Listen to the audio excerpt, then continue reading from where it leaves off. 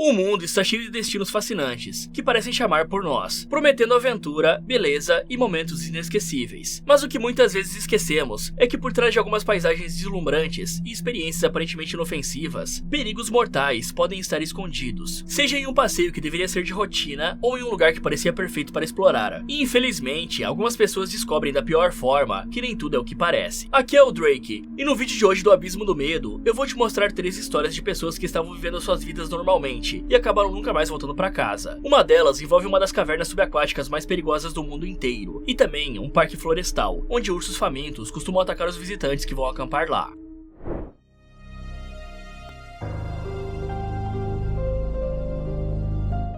Helena Christina Carroll era uma mulher britânica de 24 anos, que estava em um relacionamento com um cara chamado John Cullen. Os dois trabalhavam bastante, e depois de passar vários meses economizando e juntando dinheiro, eles passaram um tempo decidindo o que iriam fazer com essa grana que os dois ganharam. Por um lado, eles sabiam que o mais certo a se fazer seria dar entrada em uma casa própria, para começar a se preparar para o futuro, porque o relacionamento estava se tornando mais sério, e os dois iriam precisar de um lar quando se casassem, tivessem filhos e formassem uma família. No entanto, Helena e John tinham um sonho de viajar juntos, indo para algum país que oferecesse belas paisagens naturais e a possibilidade de se aventurar em algum lugar remoto. Essa era uma oportunidade única, e eles decidiram que seria melhor não desperdiçá-la. Então, usariam a grana justamente para viajar, mas ainda faltava escolher o destino. Por isso, eles cogitaram vários países, e pensaram nisso com bastante cuidado, analisando o que cada localidade tinha para lhes oferecer. E aí, no fim das contas, em outubro de 2007, Helena e John escolheram viajar para a Tailândia, que por sinal é um dos países mais visitados do mundo, principalmente para aquelas pessoas que gostam de se relacionar apenas por uma noite, se é que vocês me entendem. Só que esse não era o caso deles, porque a Tailândia também tem belas praias, e como a moeda de lá tem um valor baixo, é extremamente barato viajar por lá com um certo luxo. Então, após chegar no aeroporto e voar até a Tailândia, Helena e John ficaram hospedados em um bom resort, onde eles tinham acesso a um serviço de quarto, camareira e várias outras comodidades que não estavam acostumados a ter no dia a dia. Os dois passaram a maior parte da viagem apenas relaxando, tomando banho de piscina, indo na praia, frequentando bares e curtindo esse tempo longe de trabalho e de todo aquele estresse cotidiano. Já no dia 14 de outubro, quando as férias estavam quase acabando, o casal achou que seria uma boa ideia visitar um local mais remoto da Tailândia, para se aventurar um pouco e encher o sangue com adrenalina. O local escolhido foi o Parque Nacional Khao Sok, que está localizado no sul do país, um pouco longe do resort em que o casal estava hospedado. Esse parque é uma das reservas naturais mais impressionantes da Tailândia, e também uma das florestas tropicais mais antigas de todo o planeta Terra, com uma idade estimada em 160 milhões de anos, que por sinal é mais antiga que a nossa própria Amazônia, com a idade estimada em algo em torno de 55 milhões de anos. Então, para dar início ao passeio, Helena e John acharam que seria melhor contratar 2 guias locais, que conheciam bem a região, e portanto iriam deixar o passeio mais seguro, impedindo que eles se perdessem na floresta, ou que fossem parar em lugares perigosos. O passeio começou com eles embarcando em um barco que navegava pelo lago Chunlan, e depois que chegassem em terra firme, o casal iria percorrer uma trilha de 1,5 km pela floresta, e no final eles adentrariam uma caverna, chamada Nantalu Cave. Porém, o casal não estava sozinho, e sim acompanhado de outros 5 turistas. 4 deles eram suíços e membros da mesma família, formada pelos pais e 2 adolescentes, enquanto que o 5º e último turista era um garotinho alemão de 10 anos de idade, que veio junto com a sua mãe. No entanto, ela não quis entrar na caverna e deixou que ele fosse sozinho. Essa caverna que eles iriam entrar, a Nantalu Cave, tem um rio na superfície que atravessa o seu interior, permitindo com que os visitantes possam até mesmo nadar lá dentro, e os túneis foram esculpidos pela própria água com o passar dos anos. A caverna possui cerca de 700 metros de extensão. Alguns túneis são mais espaçosos, enquanto que os outros são bem estreitos, e para passar por eles você precisaria se agachar, e às vezes até se arrastar de bruços pelo chão. Seu interior é repleto de estalactites e sons de água corrente. Lá também é possível encontrar pequenos animais, como morcegos e peixes, que habitam o local, e historicamente essa caverna serviu como rota para comunidades locais, para se deslocar de uma vila até a outra. Então, quando Helena e John chegaram na entrada da caverna, junto com os guias e os outros turistas, 2 guardas que estavam passando por ali chamaram os guias para uma conversa rápida e particular, dizendo que não poderia ser seguro entrar na caverna, porque o clima não estava propício para a aventura. Porém, os guias falaram para os guardas que eles tinham experiência nisso e que sabiam o que estavam fazendo, já que afinal, esse era justamente o trabalho deles. E aí os guardas foram embora e escolheram confiar nas palavras dos guias. E depois que todos adentraram a caverna, eles passaram cerca de 10 a 30 minutos apenas explorando o local, tirando fotos e tendo essa experiência única. Os guias mostraram o caminho que Helena e John deveriam seguir, e tudo estava indo conforme o planejado. Mas o que eles não sabiam é que havia começado a chover no lado de fora, e como estavam dentro da Nantalu Cave, não tinha como ouvir o som da chuva, e logo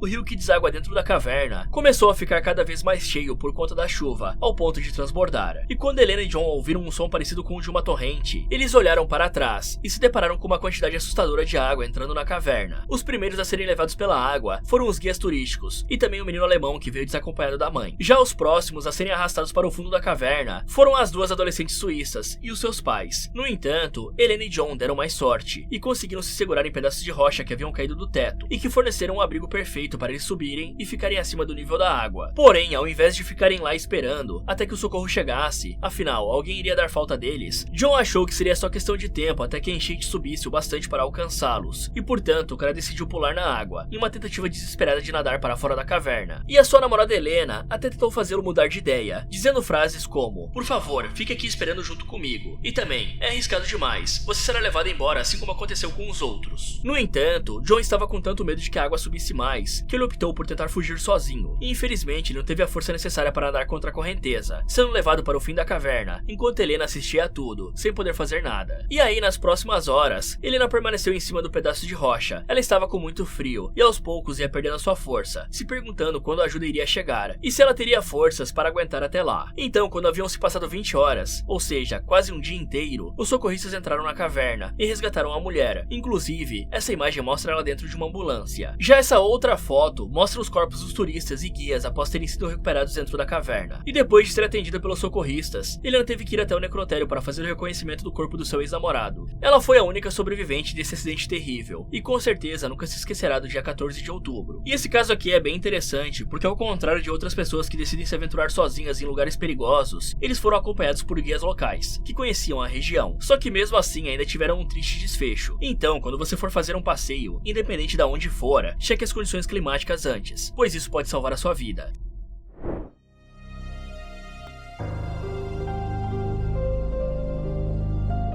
Se você cresceu tendo uma figura paterna, com certeza deve lembrar de pelo menos um passeio que fizeram juntos durante a infância, porque esses são os momentos mais memoráveis de todos, de você e o seu coroa se aventurando sozinhos. Já as escolhas mais comuns de passeio são sair para pescar, caçar na floresta, acampar fora de casa e até mesmo praticar um esporte juntos, geralmente é o futebol. No entanto, esse cara decidiu levar o seu filho para um dos piores lugares que você não pode ir, e justamente no dia de Natal, bem quando eu estou gravando esse vídeo. E apesar do cara estar bem intencionado, ele acabou condenando seu filho a um triste destino. Eagle Nest Sink, ou Sumidouro do Ninho da Águia, traduzindo para o português, está classificada como uma das 3 cavernas subaquáticas mais perigosas existentes do planeta. Inclusive, ela carrega o infame apelido de o Monte Everest das cavernas, devido à alta dificuldade e periculosidade que envolve se aventurar nela. Até hoje, poucos tiveram essa coragem, fora que logo no início do trajeto, é possível encontrar uma placa de aviso, estampada com a figura da morte, e no final da placa podemos ler a seguinte frase: "Não tem nada nessa caverna que vale a pena morrer por ela, não ultrapasse esse ponto." Mas apesar da placa pedir para que os mergulhadores não vão em frente, alguns optam por ignorá-la. Darren Spivey era um homem de 35 anos que adorava mergulhar. Ele tinha bastante experiência nisso, mas não como um mergulhador profissional, e sim em mergulhos recreativos, ou seja, ele não possui o treinamento profissional, e nem as certificações exigidas pelo governo para se aventurar em cavernas como a Eagle Nest Sink. Darren vivia na Flórida, ele estava noivo e tinha um filho de 15 anos, chamado Dylan Sanchez, e geralmente quando os pais gostam de algo, eles tentam influenciar os seus filhos a gostar também, e às vezes só de observar os pais fazendo algo, os filhos já querem participar. Então, no dia de Natal, Darren deu um equipamento de mergulho completo de presente para Dylan, só que na realidade, o adolescente nem gostava de praticar essa modalidade, porém ele não tinha coragem de dizer a verdade, porque não queria decepcionar o seu pai. Dylan sabia que seu pai havia gastado uma grana no equipamento, e que talvez nem desse mais para devolver, fora que devolver um presente de Natal é algo que pode deixar a pessoa magoada, ainda mais se for o seu pai. Mas depois que Dylan experimentou o traje pela primeira vez, Darren decidiu levá-lo para um mergulho entre pai e filho, só que ao dirigir de carro até lá, o cara percebeu que o local estava fechado, e que por isso teriam que voltar para casa. E aí retornaram alguns dias depois em uma outra ocasião. No entanto, como era Natal, Darren preferiu ir em um outro local de mergulho, um que ele nunca havia ido antes, mas que sabia que estava aberto. Esse local era justamente o Eagle Nest Sink, o chamado Monte Everest das cavernas subaquáticas. Chegando lá, Darren deixou seu carro estacionado, e os dois foram andando até o lago. E aí o cara enviou uma mensagem de texto para sua noiva, dizendo que eles estavam em um local diferente do planejado, pois se acontecesse uma emergência, ela saberia onde procurá-los. E após isso, Darren e seu filho pularam na água, dando início ao que seria o último mergulho deles. E no caso, o primeiro e último do seu filho. A entrada da caverna é relativamente rasa, já que com apenas 20 metros de profundidade, você consegue entrar nela. E no total, o interior da caverna possui 300 pés de profundidade, o que dá em torno de 90 metros. E na verdade, ela nem é uma das cavernas mais profundas que existem. Porém, o que torna a Eagle Nest Sink tão perigosa são os vários túneis e galerias que formam uma espécie de labirinto. Então, se você não tiver decorado o mapa da caverna antes de mergulhar, com certeza irá se perder na escuridão lá dentro. E perder tempo tentando achar o caminho correto é algo que não pode acontecer em profundidades, visto que o suprimento de oxigênio é limitado, e geralmente os mergulhadores levam apenas um cilindro por viagem. Mas após passar pela entrada, Darren e seu filho Dylan chegaram até uma área conhecida como Ballroom, que é o nome dado para aqueles grandes salões de bailes, que tinham nos palácios antigamente. E assim como esses salões, essa parte da caverna é muito espaçosa, ao ponto de você olhar para os lados e não conseguir ver nenhuma parede, dando uma sensação de imensidão. Darren e seu filho estavam a mais de 40 metros de profundidade, quando se depararam com aquela placa que nós vimos anteriormente. Porém, como o cara não sabia o quanto essa caverna era perigosa, ele provavelmente não levou a placa a sério, e apenas pensou que era um aviso para as pessoas que não sabiam o que estavam fazendo. E como o cara já tinha mergulhado várias vezes, ele pensou que conseguiria entrar e sair da caverna sem maiores problemas. Já uma curiosidade interessante é que essas placas de aviso costumam funcionar como se fossem psicologia reversa, ou seja, elas te falam para não prosseguir, mas o fato de uma placa estar te dizendo para não fazer algo pode te dar ainda mais motivação para fazer tal coisa, pois você se considera muito mais inteligente do que uma simples placa de aviso. E eu acredito que nesse tipo de situação apenas uma coisa funcionaria, e seria alguma notícia real de pessoas que faleceram ali. Um exemplo disso é que na estrada, sempre que os apressadinhos veem um acidente, eles tomam mais cuidado à cegueira. A lógica seria a mesma aqui. Já por volta das 3 horas da tarde, cerca de 4 horas depois que os dois haviam saído para mergulhar, Holly King, que era a noiva de Darren, decidiu ir até o lago, porque o cara simplesmente não atendia o seu celular. Chegando lá, ela encontrou o carro do seu noivo parado a alguns metros de distância do lago, porém ninguém estava dentro, e não havia nenhum sinal de que eles haviam retornado depois de mergulharem. Então, Holly começou a ficar bem preocupada, e decidiu ligar para a polícia, e por sua vez, os policiais pediram a ajuda de um mergulhador, que ao contrário de Darren, tinha todos os treinamentos e certificações necessárias para entrar em uma caverna tão perigosa quanto aquela. E logo de cara, assim que entrou lá, o mergulhador encontrou o corpo de Dylan. O adolescente estava a menos de 2 metros de distância da entrada da caverna, o que significa que ele chegou bem perto de conseguir voltar para a superfície, e ainda havia ativado um dispositivo de flutuação de emergência que estava no seu traje. E aí, na segunda busca, dessa vez com mais 2 mergulhadores que haviam se juntado ao primeiro, eles encontraram o corpo de Darren, que estava bem mais abaixo do que o seu filho, perto da placa de aviso, o que, querendo ou não, é algo bastante irônico, pois o cara morreu justamente perto da placa que ele havia ignorado momentos antes. Já depois que os corpos foram levados de volta para a superfície, os seus equipamentos passaram por uma análise, incluindo um dispositivo que serve como uma caixa preta, que os mergulhadores levam consigo, e que registra dados dos últimos momentos, como por exemplo, a profundidade que os dois estavam. E quando analisaram esse dispositivo, descobriram que Darren e seu filho mergulharam até 70 metros de profundidade, o que é algo surreal de se imaginar, porque o Dylan não tinha nenhuma experiência em mergulho. Então seria mais ou menos como se o jovem estivesse aprendendo a dirigir, e não em uma autoescola, e sim em uma pista molhada, e ainda correndo a 150 km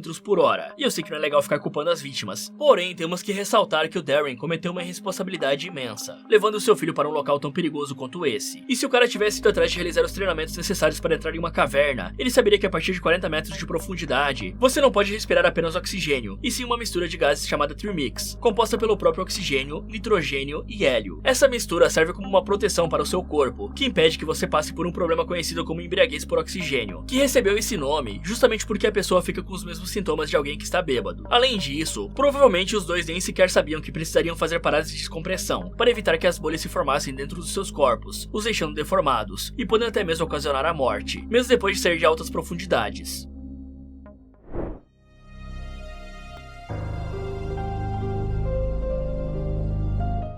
Yellowstone é o nome do primeiro parque nacional a ser criado no mundo, existindo desde 1872. Ele está localizado nos estados americanos do Wyoming, Montana e Idaho, cobrindo uma área de aproximadamente 8.983 km². E lá é possível encontrar uma grande variedade de fauna, além de geysers, fontes termais, canyons e cataratas, sendo por esses motivos que o Yellowstone se tornou um patrimônio mundial da Unesco em 1978. Mas apesar de milhares de pessoas visitarem o parque todos os meses, existem áreas dentro dele dele, onde você precisará de uma autorização especial para entrar, por conta dos lobos e ursos que vivem na região, e que podem te finalizar se você não tomar os devidos cuidados. Então, essa área dentro do parque se chama Pelican Valley, e para conseguir uma autorização, geralmente você precisa estar em um grupo de pelo menos 4 pessoas, pois se acontecer um ataque de animal selvagem, ou até mesmo um acidente, você não estará sozinho, e as pessoas que fazem parte do seu grupo irão te ajudar. Então, na noite de 30 de julho de 1984, uma mulher suíça de 25 anos, chamada Brigitte Friedenhagen, estava visitando o Parque Yellowstone junto com seu irmão e sua cunhada. Brigitte estava bem empolgada e animada com esse passeio. Ela gostava bastante de acampar e de estar em contato com a natureza. E essa era uma oportunidade única em sua vida, visto que na Suíça, o país natal dela, só existia um único parque nacional. E por isso, Brigitte não tinha muitas oportunidades para fazer o que mais gostava. E depois de acampar no Parque Yellowstone, visitando todas as principais atrações dele, Brigitte ficou sabendo que existia uma área restrita chamada Pelican Valley, e que turistas assim como ela ainda poderiam visitar, mas precisariam ir até o local onde os guardas ficavam para pedir uma licença especial. E aí, quando Brigitte chegou para conversar com os guardas, acompanhada do seu irmão e da sua cunhada, os guardas inicialmente pensaram que os três iriam juntos se arriscar no Pelican Valley, e por isso eles não viram nenhum problema, já que os oficiais suporam que as duas estavam acompanhadas de um homem, que poderia protegê-las dos animais. No entanto, assim que Brigitte começou a falar, ela explicou que era uma licença para apenas uma pessoa. Acontece que o seu irmão e a namorada dele queriam ficar mais a sós em uma outra parte do parque, e portanto não poderiam acompanhá-la nessa jornada arriscada. E esse detalhe meio que acendeu um sinal de alerta nos guardas, e eles disseram para a mulher que seria bem perigoso se ela fosse acampar sozinha no Pelican Valley, pois lá existiam vários ursos e lobos selvagens, que espreitavam a região em busca de alimento. Mas para tentar convencer os guardas, Brigitte disse que era uma campista experiente, e que sabia o que estava fazendo. Além disso, o irmão e a cunhada dela também confirmaram essa mesma história, e isso fez com que os guardas acreditassem na palavra dos três, e dessem a permissão para Brigitte ir sozinha até o Pelican Valley. No dia seguinte, assim que amanheceu, o irmão da Brigitte a levou de carro até a área restrita em que ela pretendia acampar, e então ele desejou boa sorte, deu meia volta com o carro e retornou para ficar um tempo a sós com a sua namorada. E agora, a Brigitte estava sozinha no meio da floresta, por sua própria conta e risco. E aí no próximo dia, o irmão dela voltou de carro até o mesmo lugar. Eles haviam marcado de se encontrarem ali naquele horário, porém, para a surpresa do cara, Brigitte simplesmente não estava lá. Ele até mesmo buzinou com o carro algumas vezes, só que ninguém apareceu. E como o irmão dela não conhecia aquela região, ele decidiu voltar e pedir ajuda dos guardas, pois se entrasse sozinho na floresta, acabaria sumindo, assim como aconteceu com a Brigitte. Fora que os guardas ainda sabiam exatamente o local em que a mulher havia montado a sua barraca, porque antes de pegar a licença e ir embora, ela tinha contado para eles onde passaria a noite. Então, assim que ficaram sabendo do sumiço através do irmão dela, os guardas foram o mais rápido que podiam para o local, pois eles sabiam que se não conseguissem achar a Brigitte viva, poderiam perder os seus empregos, porque cometeram um grande erro ao dar a licença para a mulher ir sozinha acampar em um local tão perigoso quanto aquele. Mas chegando lá, os guardas encontraram a barraca dela, que estava com um rasgo enorme bem na lateral, o que era um péssimo sinal, e também um presságio do que estaria por vir a seguir. E aí, quando eles foram verificar o que tinha dentro da barraca, perceberam que todos os pertences da Brigitte se encontravam lá. E isso significava que ela não havia sido vítima de algum ladrão, pois se esse fosse o caso, ele teria levado embora todos os pertences dela. E o que mais chamou a atenção dos guardas era um manual de sobrevivência na floresta, que estava justamente na página que ensinava a guardar os alimentos em um saco e a pendurá-los bem no alto de uma árvore, longe da sua barraca, para assim evitar que os animais roubem a sua comida, ou até mesmo que eles sejam atraídos até a sua barraca por conta do cheiro da comida. Então, ao continuar vasculhando a área em busca da mulher, os guardas encontraram um saco de dormir dela, que curiosamente estava com perfurações, mas sem manchas de sangue. Só que bem perto de onde estava o saco de dormir, os guardas notaram que havia um rastro no chão, de alguém que havia passado por ali na noite anterior. E aí eles começaram a seguir o rastro, e encontraram um saco que Brigitte usou para guardar comida, que não estava mais pendurado na árvore e sim caído no chão. E na verdade, quando os guardas analisaram o tamanho da corda, eles logo notaram que ela era curta demais, e que portanto Brigitte não havia pendurado o saco na altura ideal que impedisse o animal de pegá-lo. Porém, ao continuar seguindo o rastro, subindo uma colina, os guardas encontraram um suéter, e logo depois disso, o corpo da mulher, que estava bem desfigurado e quase irreconhecível, mas que os guardas reconheceram na hora, porque haviam falado com a Brigitte há poucos dias atrás. E segundo essa matéria que saiu no jornal da época, ela diz que um urso pardo eliminou a mulher. Abre aspas para o que a matéria diz. O superintendente do Parque Nacional de Yellowstone, Robert Barbee, disse que uma revisão que determinou que o urso que matou uma mulher suíça no parque, em 30 de julho, era um urso pardo jovem, de 2 a 3 anos de idade. Desde a sua morte, acredita-se que os ursos pardos também tenham sido responsáveis por outros 2 ataques a humanos no parque. Mas em ambos os casos, as lesões sofridas pelos visitantes foram relativamente leves. Acabou que os guardas do parque abandonaram as tentativas de capturar o urso responsável por eliminar a mulher, mas aumentaram as patrulhas na área do Lago White, onde o ataque aconteceu, na esperança de encontrar uma pista sobre a identidade do urso, e a área permanece fechada ao público. O comitê determinou que a senhorita Friedenhagen tomou as precauções necessárias recomendadas pelas caminhadas e acampamentos em áreas com ursos, incluindo a suspensão de alimentos entre as duas árvores. No entanto, o urso aparentemente conseguiu subir até a árvore para alcançar a sacola com comida. Isso contribuiu para o ataque. Fala galera, você conhece mais histórias de pessoas que tiveram destinos trágicos? Me contem nos comentários. Muito obrigado por assistir e até o próximo.